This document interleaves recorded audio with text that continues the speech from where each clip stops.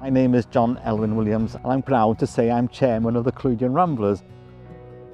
I'm sitting on Offa's Dyke path in the Clwydian Hills, which is an area of outstanding natural beauty, and it's a ridge that goes all the way really from Chirk all the way to Prestatyn. The views are stupendous all the way down to Liverpool, the Isle of Man, the Welsh mountains to the west. So I love this bit here, and it's probably got to be the high point of the walk, and then you just drop down into Prestatyn and you're supposed to dip your boots in the sea, and that's the end of the path. And I think a walk in the country improves your health tremendously and makes you far more cheerful when you come back and you have a nice meal and a glass of wine. It's very enjoyable.